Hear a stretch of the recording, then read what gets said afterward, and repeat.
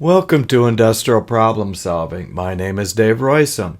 Here we continue our mini-series on traceability. In the first clip, we described what traceability is and why it is essential for troubleshooting and, in some cases, required by law or contract.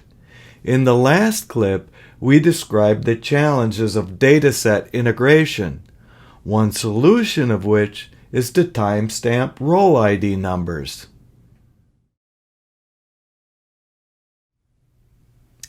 Each of us is unique, and we each have a unique genealogy that includes our parents, grandparents, and so on, as well as our children, grandchildren, and so on. Each of us is uniquely identified by a combination of first and last names, date of birth, as well as ID numbers, such as our Social Security number. Here is a tiny fragment of my 3,000-person family tree that I have assembled as genealogist for my family.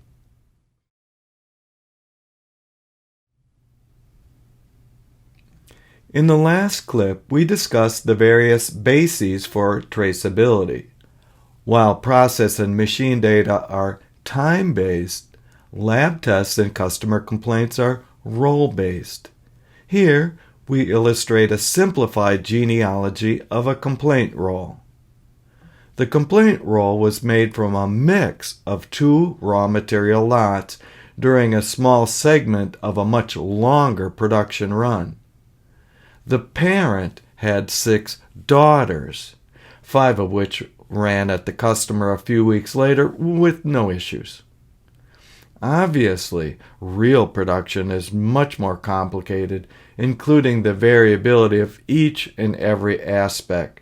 But this is enough to show roll IDs are one way, perhaps the only way, to easily connect all of these distinct bases that are part of the genealogy of the complaint roll.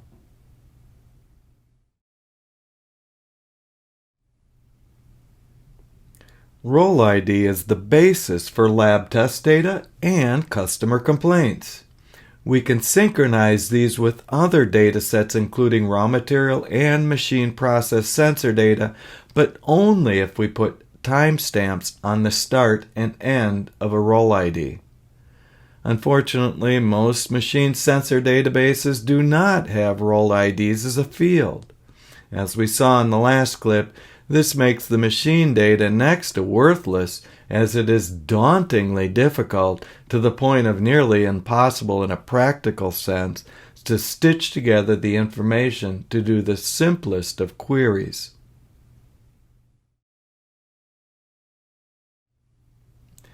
TAPPI is a nearly century-old trade organization that has helped all of us define such basic lab test web metrics such as basis weight, thickness, strength, coefficient of friction, opacity, and so on. Among the uncountable other things they do, TAPPI has taught us how to uniquely identify a shipping roll. This numbering system is nearly universal among paper mills throughout the world and has been with us for decades.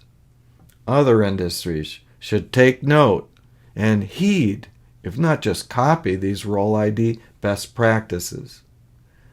The first field is a letter and number that identifies a particular company and plant. The second letter or number designates the machine within that plant.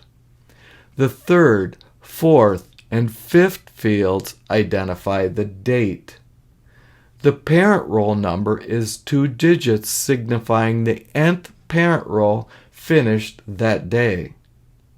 The next field is the set of rolls on the rewinder for a daughter roll. The final field is the daughter roll position across the width.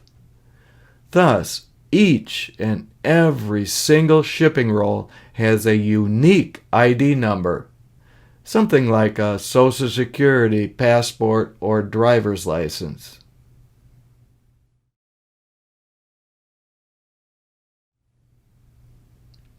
All but the last character in the roll ID is pretty much universal across most paper mill rolls ever made in the last several decades.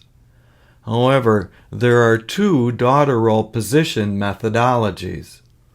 The oldest is the ABZ system, where rolls are lettered beginning with A on the tending side of the machine, B, C, and so on, except that the drive side is always labeled Z, no matter how many rolls are cut from a set.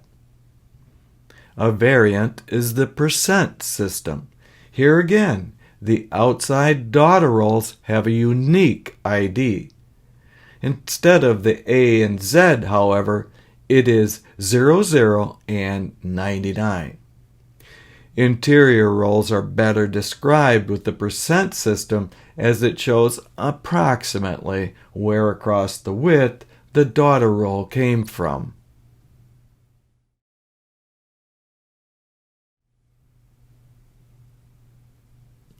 So why the big fuss about labeling the end rolls so uniquely as A and Z, or 00 and 99?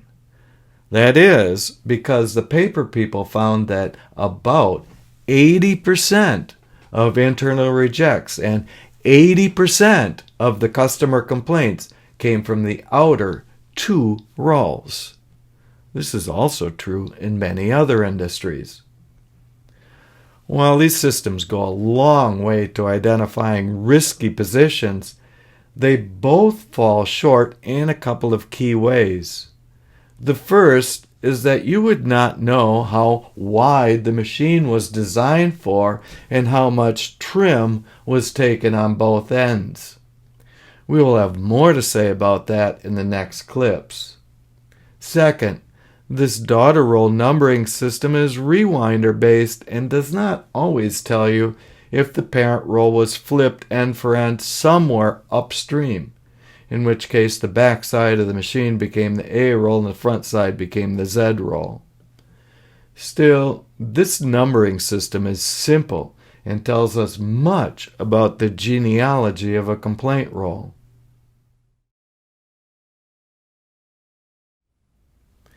Labels contain an immense amount of useful information, such as company, grade, roll parameters, and so on. They will usually contain a barcode that can be read by most any reader, as the width of the lines and spaces is standardized. The label shown here from ID Alliance shows not only these fields, but a standardized field position within the label. Some rolls contain an RFID tag embedded in the core, again standardized, so that it can be read remotely by a forklift or robot. There are best practices when removing the label from the outer wraps. That is, to retain that label until the entire roll is consumed without runnability or complaint issues. That means either replacing the label on the outer wrap or placing it inside the core when only part of the roll is run. There are some advantages to putting the roll label in the core, much like the RFID tag. This can be done by hand or by robot. The advantages are the label will never be lost. However, the label can be hard to see and can be damaged by chucks and shafts, and then it would be hard to read.